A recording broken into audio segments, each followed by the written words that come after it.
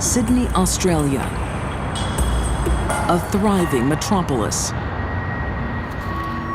But in the late 1940s, there is a population boom of the four-legged kind. It was not uncommon for rats to be in almost plague proportions from time to time.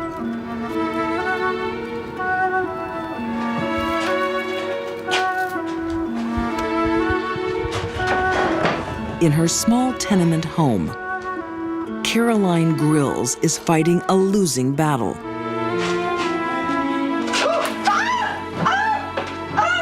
She wasn't happy where they lived. There was a rat plague right throughout Sydney, and she hated it. She absolutely hated where she lived. Crime writer Paul B. Kidd says Caroline was desperate to escape her squalid surroundings. There was a way out of her dilemma. Her father had died 11 years earlier and left the family house to his second wife, not Caroline's mother, the second wife, and given her life tenancy.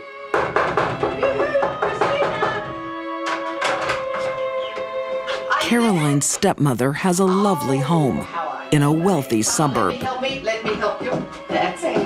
with not a rat in sight.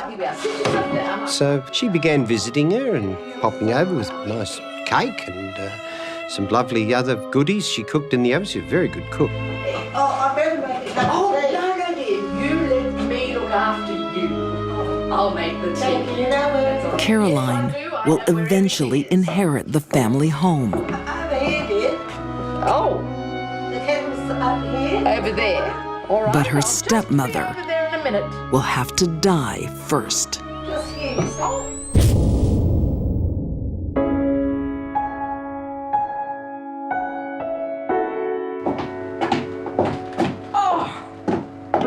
Back in her own squalid home, Caroline is left to dream of the house she thinks should be hers.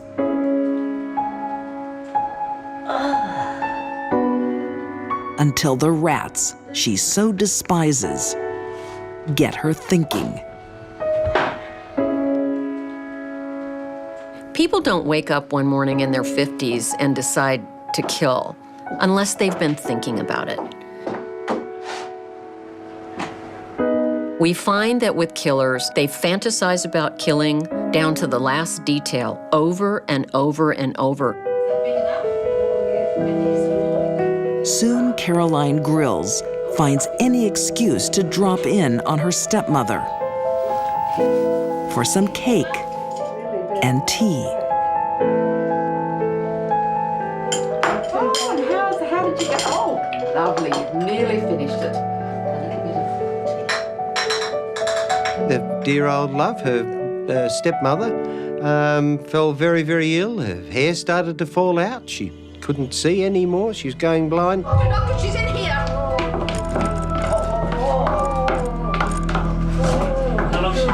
Doctors can't explain the mystery illness. Anything unusual to eat?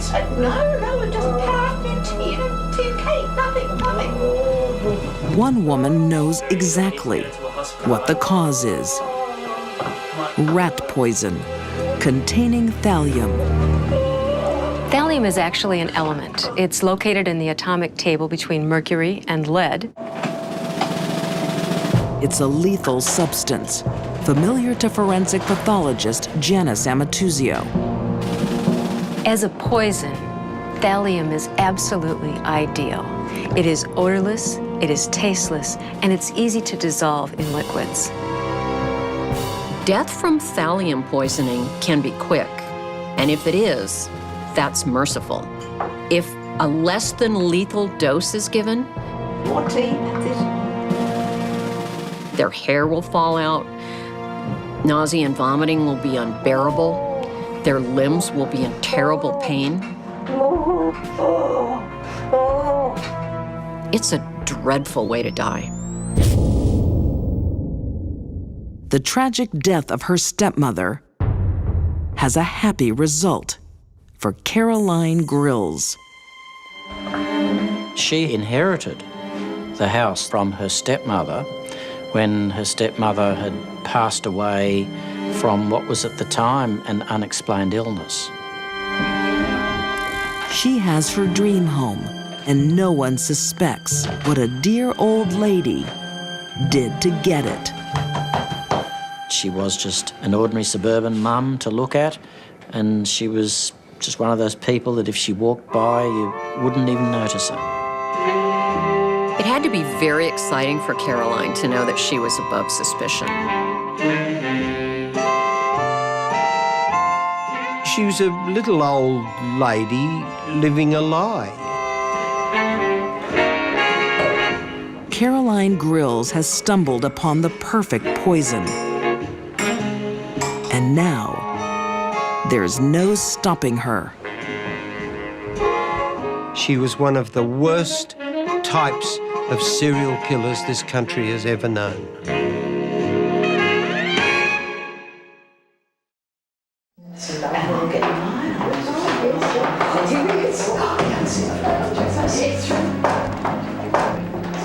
In Sydney, Australia, Caroline Grills enjoys afternoon tea with her relatives. They'd have games of bridge and cups of tea and something to eat. The polite surroundings give no clue to the awful truth. Delightful Aunt Carrie is a killer who can't be stopped. Obviously, she'd got a taste for murder. 4 years ago, Caroline Grills inherited the family home when her stepmother mysteriously died. Since then, 3 more relatives have suffered unexplained deaths. In every case, she is right by their bedside. Caroline's first murder was motivated out of convenience and greed. She wanted to be in the good house. After that, it appears that her murders were nothing more or less than thrill killings. Evelyn Lundberg and her son-in-law John Downey have no idea that Evelyn is next on the hit list. Nobody could understand how she could possibly have such a warm relationship with the members of her family and yet poison them.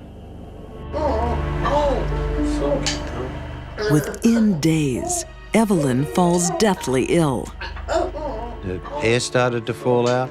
She went blind. She had terrible, terrible pain in the limbs. Naturally, Caroline Grills was there to tend for her and see to it that she had someone to be with her. But Mrs. Lundberg just deteriorated and got worse. It was not looking good. Yeah, let me take that from Caroline Grills is a killer beyond suspicion. you. Go and put your feet up for a little while, and I'll make sure that everyone's all right, okay? You're a saint, you really are. And it makes her feel invincible. Let's teach a little bit more of this. It wasn't for personal gain.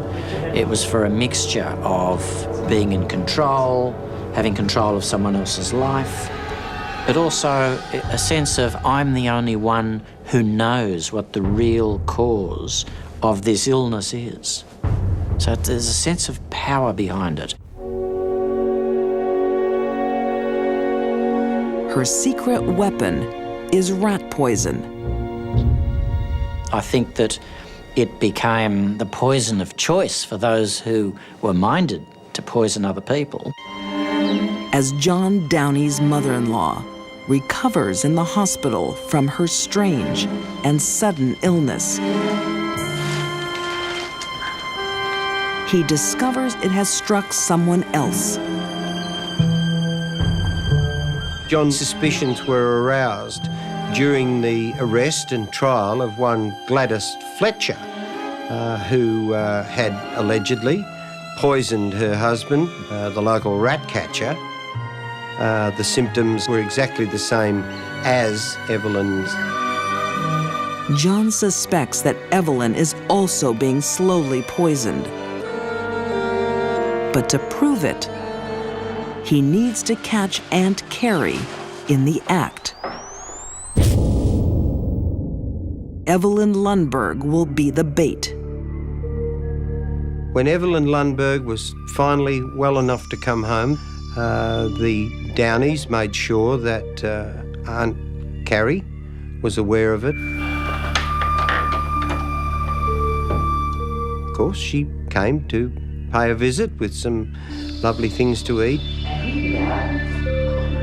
Tea was made for everybody. And John Downey saw her reach towards the front of her dress, towards the area where she had a pocket, and then pass her hand over the cup, and then put her hand back to the pocket.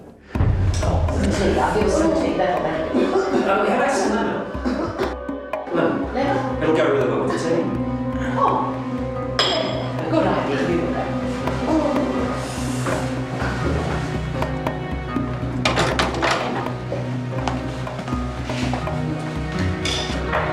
He then poured the tea that he'd got from his mother-in-law into a glass jar.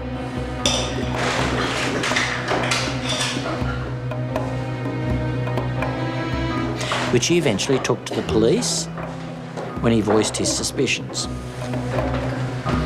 And the tea in this glass jar was sent to an analyst by the police, who several weeks later discovered that it contained a very significant amount of thallium in it. Convicted of 3 murders, Caroline Grills is sentenced to life. In prison, she gets a new nickname, Aunt Thally, after her poison of choice. If Caroline hadn't been stopped, the body count would have been enormous. When she ran out of poor relatives, she probably would have started on the neighbors.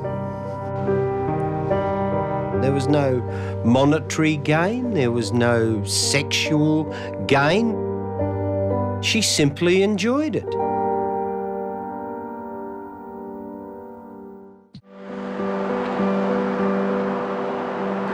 For the well-heeled of Macon, Georgia,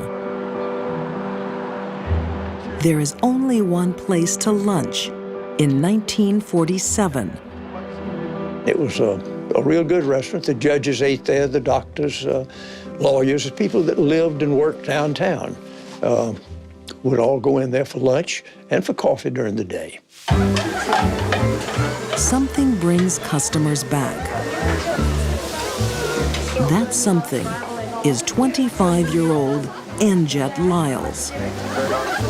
Anjet was very good at dealing with people that came into the restaurant, and she shined. That was her world. Anjet was a very beautiful woman. She had a gorgeous face and very good complexion. I get you a straw too, absolutely. Everybody loved Anjet.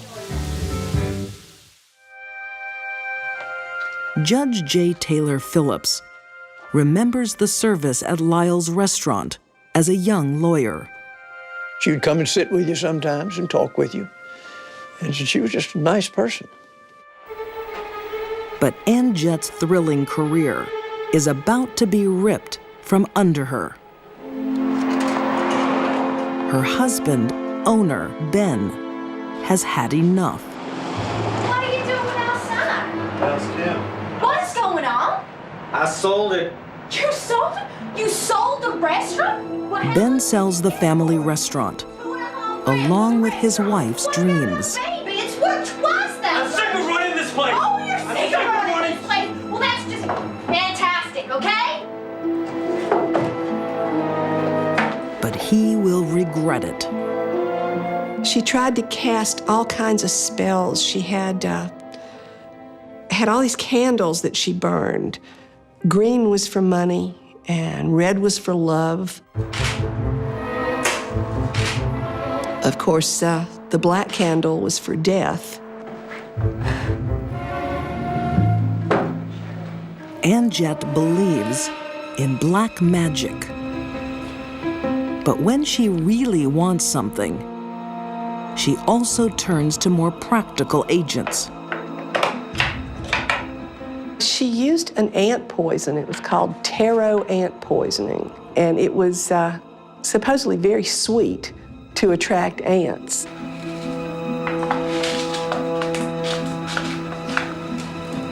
And a clever murderer can put it into any different type of food, and the victim may have no idea that they're ingesting it. Ben Lyles has been sick with rheumatic fever since his time in the service. But once he sells the restaurant, Ben rapidly deteriorates. There can be bleeding from the nose and mouth, swelling of the soft tissues around the eyes, weeping skin lesions, and there can be the onset of acute liver failure. Nobody could quite pinpoint it. Nobody could figure out what it was. Author Jacqueline Weldon has documented the painful death of Ann Jett's husband. A death doctors attribute to encephalitis. I think it was almost a committee decision to come up with a cause of death because they could not pinpoint anything else. Well, how y'all doing? Should you enjoy yourself? Thank you so much. That's fantastic. With a life insurance payout and the proceeds of her husband's sale, Ann Jett buys back her passion. I know. I love the walls too. It's under new management. I like the menu, but I got to thank you very much. It became more popular than it had ever been. It was open for breakfast, lunch, and dinner. Hi there. I'm so glad you guys are. I could smell it throughout the street. Oh, I'm going to do this one. You take yourself a seat. Thank you. That's no worries. One happy customer is Joe Gabbert, a dashing pilot from Texas. Well, excuse me, Chef. Can I please just get 2 drinks? I'm going to sit right down here. Okay, then. So, what's your name? My name's Aunt Jet. As soon as he saw her, he was captivated by her. I just couldn't stop myself from coming in when I was outside. Oh, really? He told her that night he was going to marry her. I'm gonna marry you. He courted her very energetically. And in just a few months, she agreed to marry him. But Joe is flying into trouble. His new wife is not what she seems. Within months of walking down the aisle, Joe will be dead. And Jet is pretty much of a sociopath. She has no feelings of empathy or love for anyone.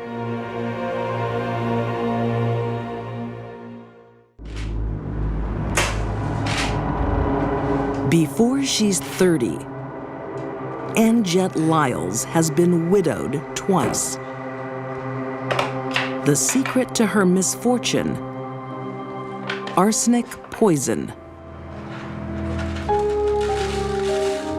First husband Ben dies shortly after selling the family restaurant. Second husband Joe dies of a mysterious illness after just 3 months of marriage. But instead of mourning, Ann Jett is thriving in her restaurant. She was not the grieving widow. She was laughing and talking to people, friendly like, just like it was a big ball. It looks like Ann Jett has gotten away with murder twice. With another life insurance payout, she buys a new home. But then, a complication. And her mother-in-law announced that she'd move in with her. I don't think Ann Jett had planned on that. But Julia Lyles moved into the house with Ann Jett and her grandchildren. Well, thank you very much for responding. But Ann Jett finds a way to eliminate her problem So much money, and she doesn't have a will that's being paid out to anybody. and make even more money. Anyway, the way to fix it. Ann Jett had discovered that her mother-in-law had a great deal of money in savings in a couple of banks in Atlanta, upwards of $40,000, $50,000. So the way to fix it is just if we get a lawyer to sign away on her will, leaving the money to me. Ann Jett was a money person. She was interested in money. So you just sign your name there. She tried to get me to witness a will of Miss Lyles. I can't sign this. Oh, you can't? You can't No. sign it? I can't sign this. I need to witness their signature here. And I wouldn't do it because it wasn't her signature. I could tell it was. I'd seen her signature before, and it just wasn't hers. Oh, okay then. Well, that's fine. That's Ann not Jett at all. is forging her mother-in-law's will because Julia Lyles doesn't have long to live. She would take her things like buttermilk and chicken pot pie, things that she would tell the staff were her favorites. A lot of people would comment and say, you know, I'm so impressed by Ann Jett. But it's a lethal devotion. Somewhere in Ann Jett's mind, she developed the idea that the best way to handle family problems was to simply get rid of them. Get rid of them by murder. Of all Ann Jett's poisonings, there will be one that trumps them all. That's really good luck. You should make a wish. What is all this talking? Don't you have things to do, Mel? What are you looking at? Well, I don't care that you found a nickel. Nobody cares that you found a nickel. Her daughter simply became an accessory that she didn't want anymore. You're always talking and yelling and saying things, and nobody cares. I'm not sure she ever loved that child, really. She just acted ugly to that child every time I've ever seen her. Sit yourself down. I have just had about enough with you. You're Daughter always Marcia talking and you're always running in will here and also it's the place die of business. in an You pay money arsenic-induced to come in here, nightmare. and they don't care whether The child was having hallucinations. She saw bugs crawling on her. Ann Jett was standing in a corner laughing, as though she found it very amusing. But this murder changes everything. A young child, suddenly dead, makes no sense at all. The doctors at the time could find other explanations for the deaths of the two husbands, but Marcia was, to all appearances, a healthy child. Police demand an autopsy. And within a very short time, the results came back, and Marcia had died of arsenic poisoning.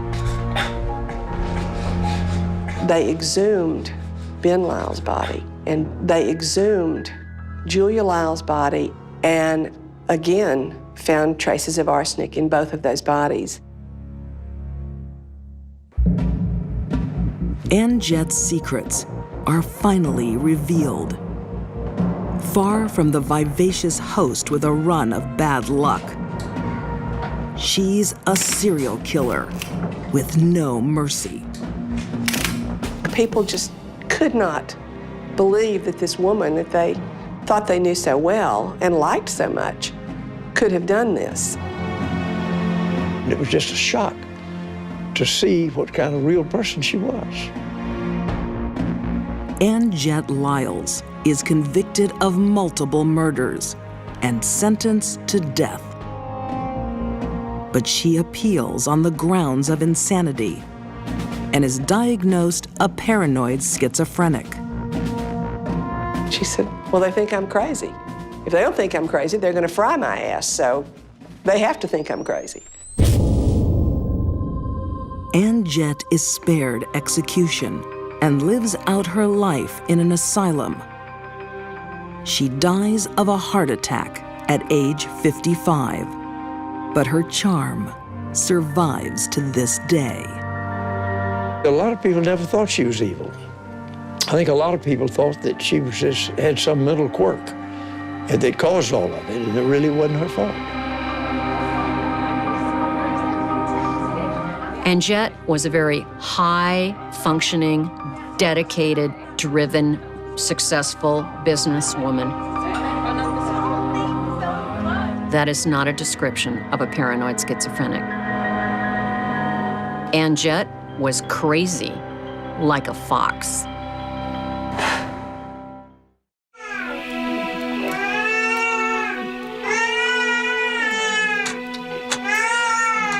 New York City in the 1860s. Home to police officer Edward Struck, his wife Lydia, and their 6 children. Struck was somebody who obviously was struggling to support this large brood. What are you reading? They manage the best they can until a public scandal takes away their livelihood.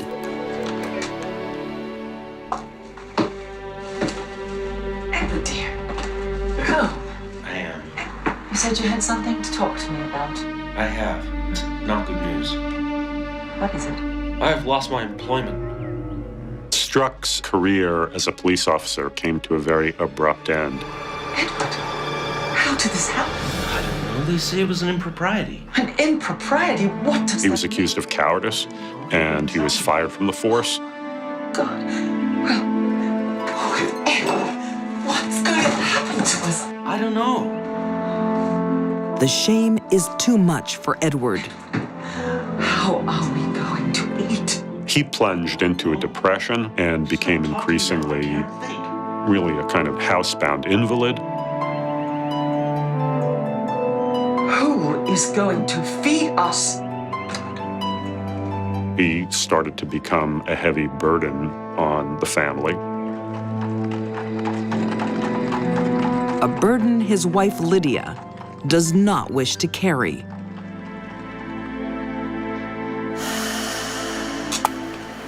She has a plan. A way Edward can help ease the load. His life insurance policy. When Lydia, as a young adult, faced adversity, her solution was to kill him.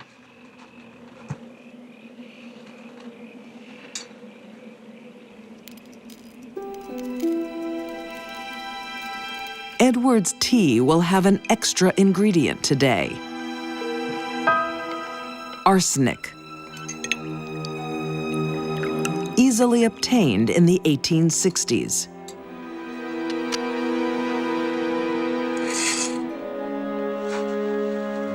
Lydia had no trouble at all just going to the local druggist and getting very, very, very large amount of arsenic. Here's some tea. This toxic drug is also simple to administer. But it is by no means a gentle death. They look like they're in distress, and they are. The inner part of the stomach starts to slough away, and there is great irritation. There's bleeding. Then they get diarrhea, and then they start to get convulsions following that.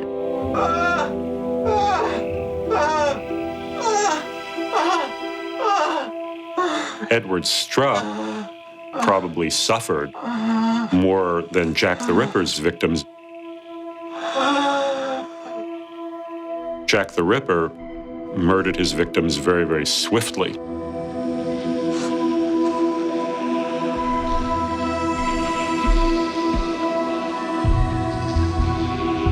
No one suspects foul play from a wife and mother. This would have been a good way to cause a death, and to cause it unsuspectingly, because it could mimic consumption.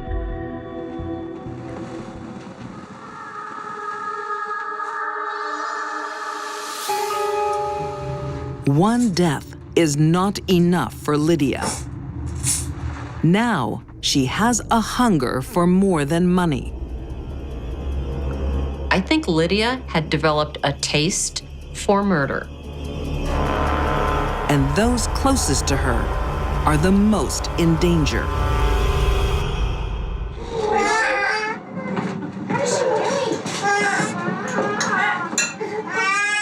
Children rely on their mother for nourishment.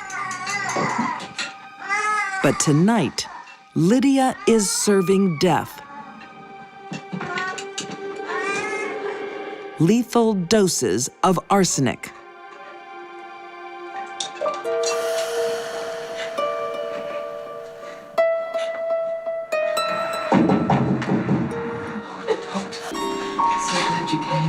Please check my baby first. Certainly. Let me take a look. Her taste for murder has developed into an unhealthy appetite. No. Sorry. She enjoyed wielding the power of life or death over another person. Would you check my son? How long has he been sick? 2, 3 hours. He's very pale. He certainly is very pale. Even if that other person was her own innocent children.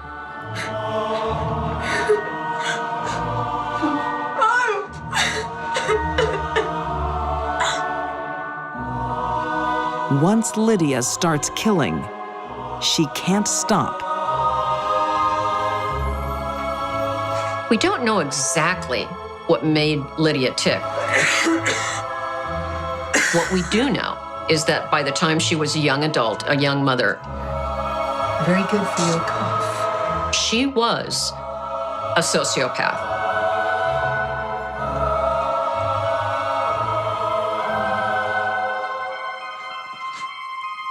In less than 2 years, Lydia Sherman's entire family is dead without anyone suspecting murder.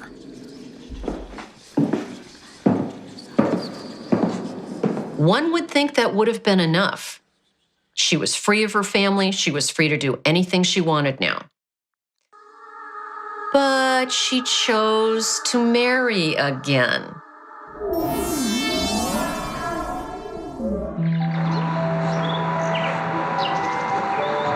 New York City in 1871. The merry widow, Lydia Sherman, marries again.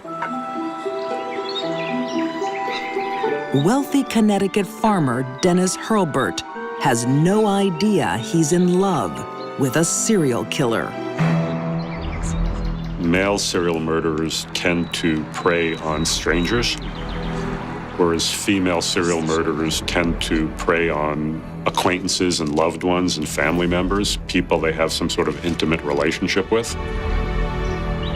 The happiness she displayed outwardly to the world about her new husband was completely false. Just months into the marriage, Dennis is dead. She married him for his money and planned to kill him all along. Lydia inherits his substantial wealth. She has money and freedom, but it is not enough. With serial murders, of course, is once they commit one murder, they sometimes develop this taste for it. She is now addicted to killing. Every time she got away with it, it bought her next murder. Lydia has no trouble finding new victims. Next is widower Horatio Sherman. Mrs. Holbert, Horatio Sherman is my name. Hello, Mr. Sherman. she enters his home as nanny to his 2 young children. Told me that you make a mighty fine housekeeper. One of the most frightening aspects of these psychopathic killers is the extent to which they can simulate normal human reactions and behavior. Horatio soon falls for Lydia's charm.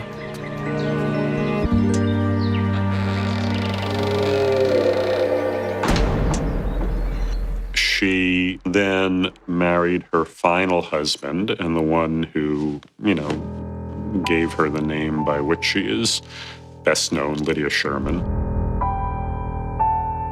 But Lydia is not happy sharing the home with Horatio's children. She resorts to old, bad habits. First, she kills little Frankie, then Ada.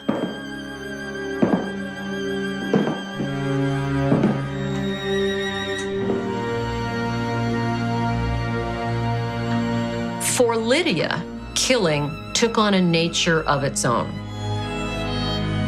It became a method whereby she dealt with problems. Horatio, give me the glass. Pull yourself together. Turn away. Turn away. Her solution wasn't to leave herself. It wasn't to talk things out. It was to kill them.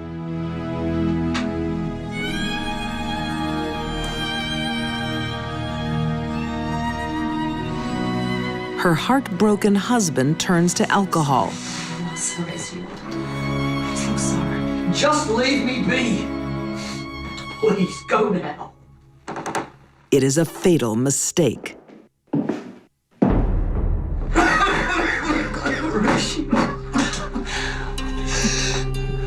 There's no indication that Sherman ever felt any sort of twinge of guilt or remorse. Sorry. We'll be soon. I'll leave you alone. That actually is one of the defining characteristics of a psychopathic personality, is a complete absence of a conscience.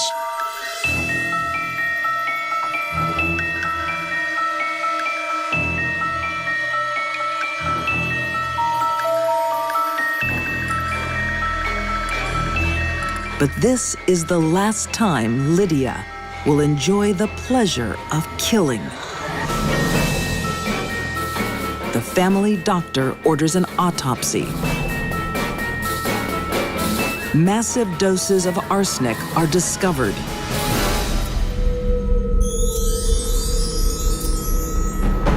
In 1872, Lydia is arrested and convicted of her husband's murder. The next year, she confesses to killing 3 husbands and 7 children. Lydia Sherman is sentenced to life in prison. The nation is stunned. Lumberton, North Carolina, 1970. A common household tragedy. Thomas had been smoking in bed and started the fire by himself. He burns to death in his own bed. Everyone felt so badly for poor Velma. Her husband burned up in this fire. 38-year-old widow, Velma Burke, slowly recovers from her loss.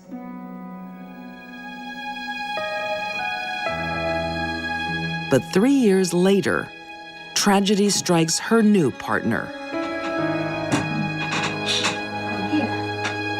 Nobody understood what was wrong with him. He already did have health problems. His lungs were shot. He was diabetic. When he died, again, Velma was a sympathetic widow. Is Velma cursed? Everyone thinks so.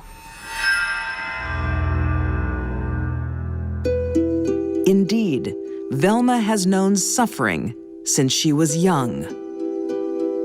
Velma had a dreadful childhood. Her father was an alcoholic. He was abusive. There was so much wrong. You knew she was going to come out of that childhood as damaged goods. Like many abused children, Velma tries to mask the pain with drugs. Velma started using prescription drugs and abusing prescription drugs. She's soon an addict, and doctor shops to get prescriptions. Velma had a lot of emotional problems and wasn't getting the psychiatric help that she needed. Without professional help, her addiction gets worse. And Velma becomes desperate for money. Eventually, Velma got into the same problem many addicts do. She needed to steal to get money to pay for her habit. Velma? Velma? Yes, Mom? There's a check missing out of my checkbook. I think you've probably just forgotten and you've She starts stealing from her mother. No, Velma. Velma was addicted to drugs. Mama, I'm sure you did. Drugs that would cause her to have wild mood swings. And Velma was a thief. I'm going to the bank about it. I really don't think that's necessary, do you? It was a very, very dangerous combination.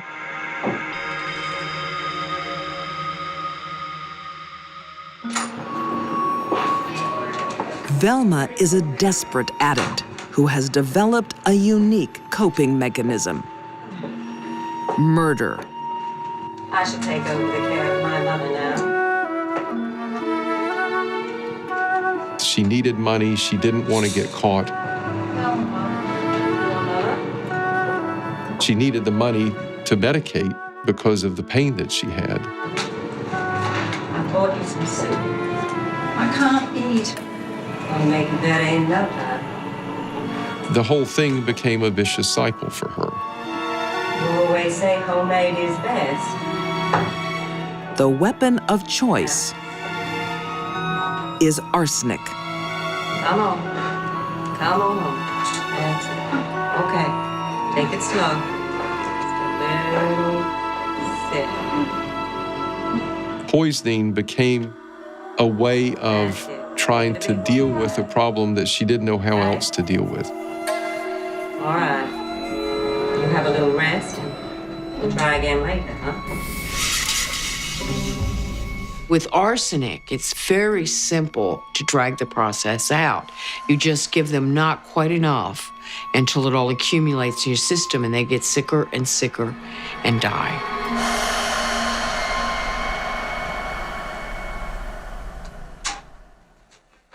No one suspects Velma. I'm sorry for your loss. Because arsenic symptoms mimic normal ailments of the elderly.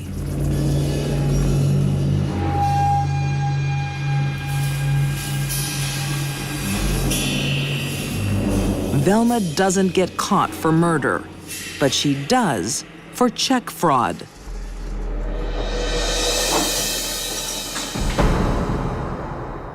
After a short jail term in 1975, she's free to start again. Montgomery, I have some lovely warm soup for you. She got a job caring for an elderly man. And his wife was a bit younger than he was, but she had her health problems too. But Velma also restarts her drug habit. She needs money. It is an honor and a privilege. And she's living with easy targets. Reassuring, thank you.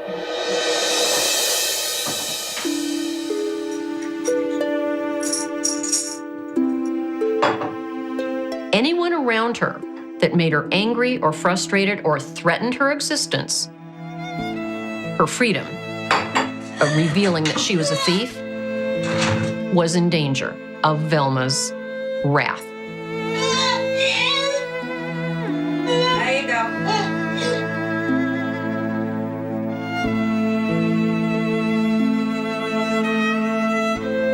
Within a year, Montgomery Edwards is dead.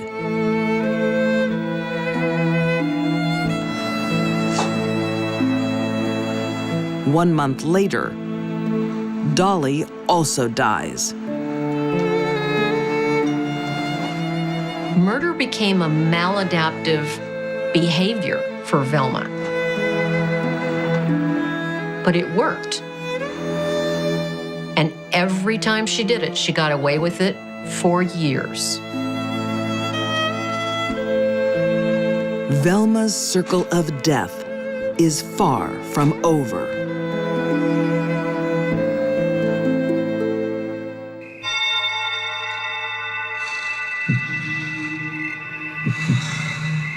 In the 1970s, in Lumberton, North Carolina, the people close to Velma Barfield keep turning up dead. Unsuspecting family believe Velma is cursed. But in truth, she's addicted to prescription drugs, and to buy them, she kills.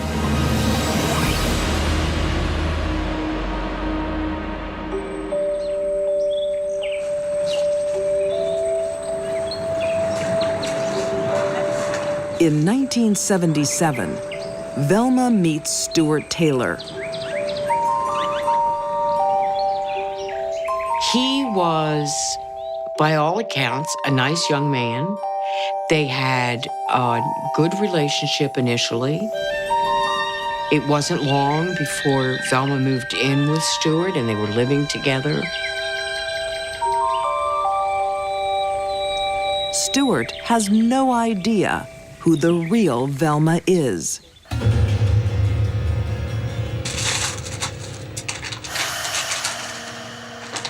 When he finds a letter from a prison inmate to his girlfriend, Honey, what you do? he's shocked. Honey, you never told me about this. What? You never told me you were in prison. What are you doing with What do that? you mean, what am I doing? Why are you keeping secrets from me? This is my... You can tell me these things. Why are you holding back? I don't want to go there. It's just... He was outraged. She did not tell him about her imprisonment. I'm gonna tell everybody about you and your secrets. What are you talking about? Don't you dare. He threatened to expose her, as it were, to other people. I'm out of here. Wait, you get back here. What are you talking about? This is your... I don't trust you anymore. I'm out of here. You get out. That was a triggering event for this sort of flood of Velma's life history crashing down on her. When Velma is stressed, her prescription drugs are not enough. She needs to end the source of her pain. She was frightened, and she fell back into her old habits. Rather than leave, she did what she'd always done when she got into a jam or frustrated. She murdered. But this is one stress release too many. This time, family don't pity Velma. They accuse her. An autopsy of her fourth victim confirms suspicions. They found the effects of arsenic in his internal organs, and they knew how he had died. That was the beginning of the end for Velma Barfield. Faced with a watertight murder charge and the prospect of more to come, an interesting thing happens. Velma Barfield confesses to not 4 murders, but 6.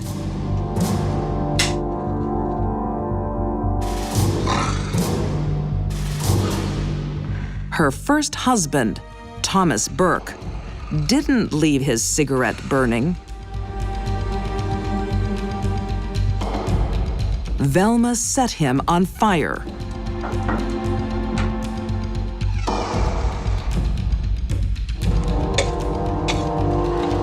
And her frail second husband, another poison victim.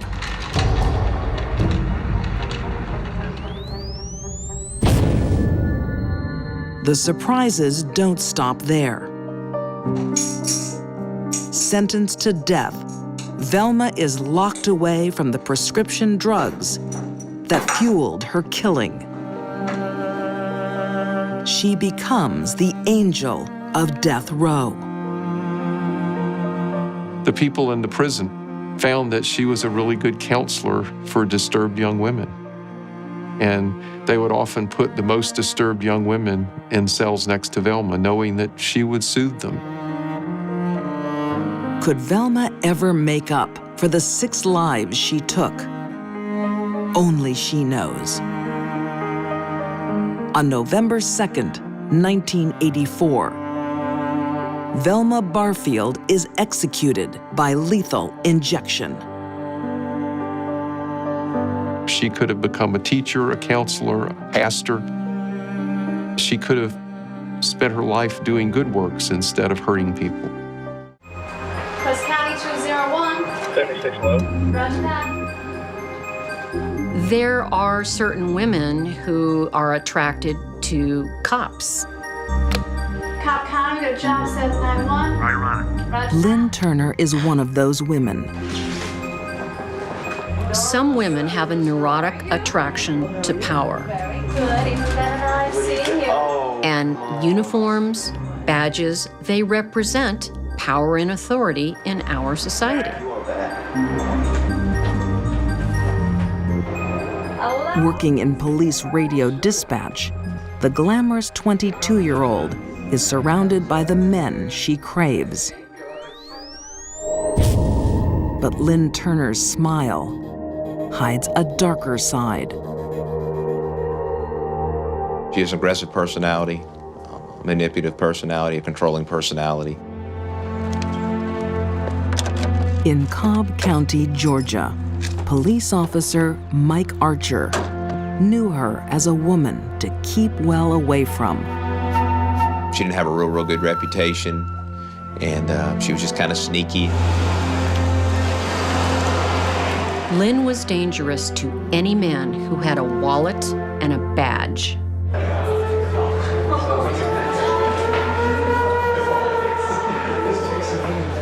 After hours, Lynn stalks the officer's favorite bars in Marietta, Georgia. It's here she meets Officer Glenn Turner. Glenn didn't have any enemies. Glenn just got along with everybody, and he was very gullible. Just a very easygoing, likable, big teddy bear guy.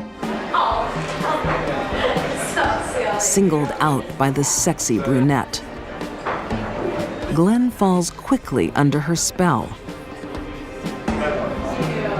Fairly attractive lady. And for Glenn, it was, Glenn wasn't the best looking guy. He wasn't in the best physical shape. He wasn't chiseled or anything, but and for Glenn, Lynn was a catch. Just 2 months later, Glenn announces his engagement. I was just shocked. I was like, you gotta be kidding me. Simply because her background didn't fit Glenn's personality.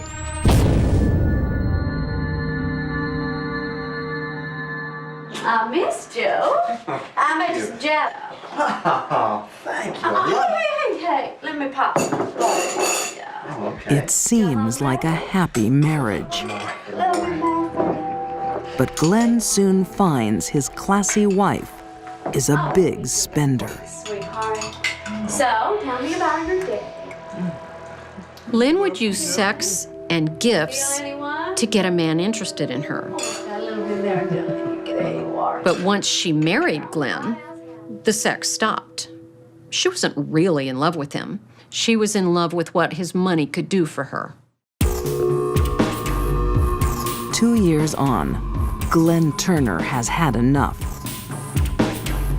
He wants a divorce. But Lynn wants his money. And she'll get more if her husband is dead.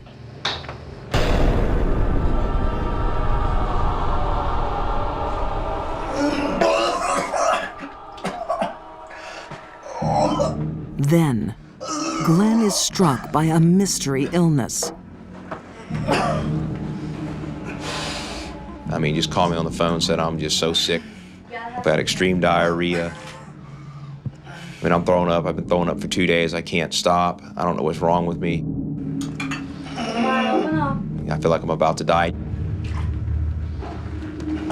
Days later, the healthy police sergeant is dead. Sergeant Judith Fannin, who had called me and told me that they'd found Glenn dead in bed. Mr. Detective, I came up here to see if you wanted a glass of water, and he was dead. Instinctively, Glenn's police buddies are suspicious. I took him to the hospital earlier, and they sent him home. They said he'd be okay. You sure about that? Yeah. Oh, We had the discussion about the possibility that Lynn had done something to Glenn. And everybody was in agreement that we thought something had happened.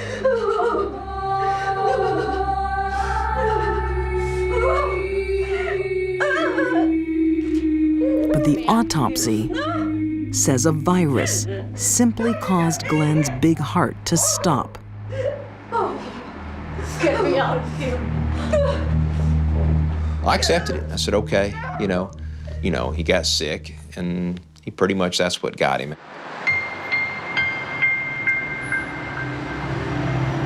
After the funeral, Lynn collects Glenn's insurance payout and quickly leaves town, straight into the arms of a new police officer, Randy Thompson.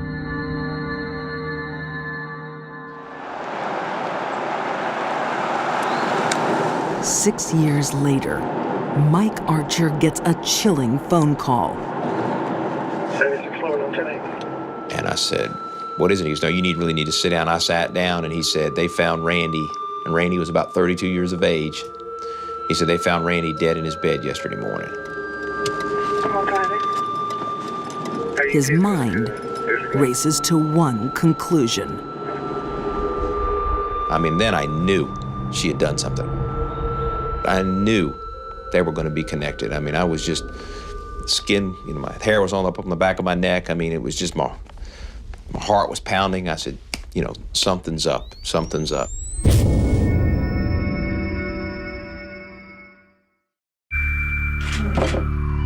Lynn Turner loves a man in uniform. There were two things in life very important to Lynn. One was that her husband be a cop. The other was that she be able to spend a lot of money. The problem is, Lynn's men in uniform keep dying. Lynn was a black widow in every sense of the word. She mated, she killed, and moved on to the next person. When 32-year-old Randy Thompson falls ill, it seems like a severe flu. He was treated for the symptoms, diagnosed with gastritis, and then released with medication. Come on, keep it. People talked to him the next day. He seemed to be getting better. So it was a surprise then when he was discovered dead.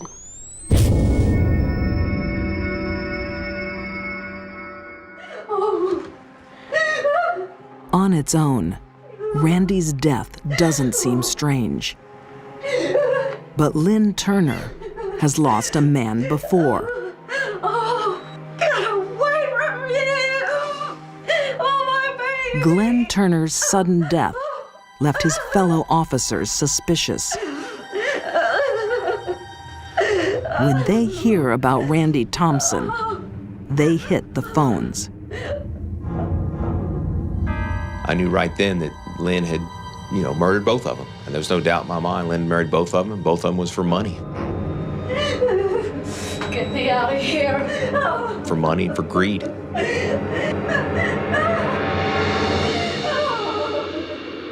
You had young men about the same age. They were both healthy. They should not have died just having the flu.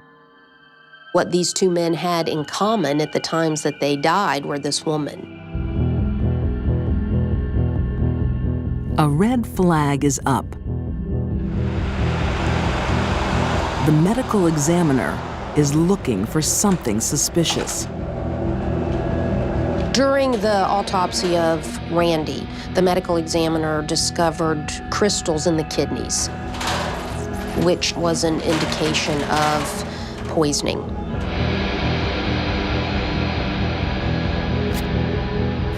"6 years after his death, Glenn Turner's body is exhumed.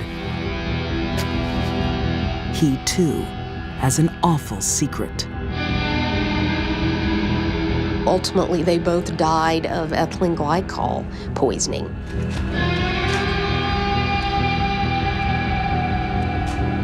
Ethylene glycol is a liquid found in the garages of millions of Americans. Most people know it as antifreeze. To Lynn Turner, it's a murder weapon, hidden in a bowl of Jell-O.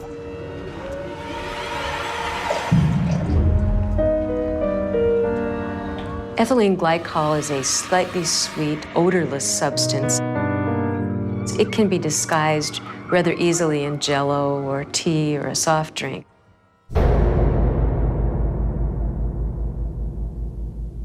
But once it's ingested, within a matter of several hours, the individual begins to get extremely sick.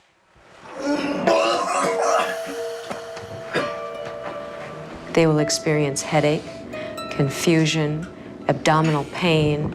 They will be disoriented. And frequently, they will start to experience abnormal bleeding in their body as well.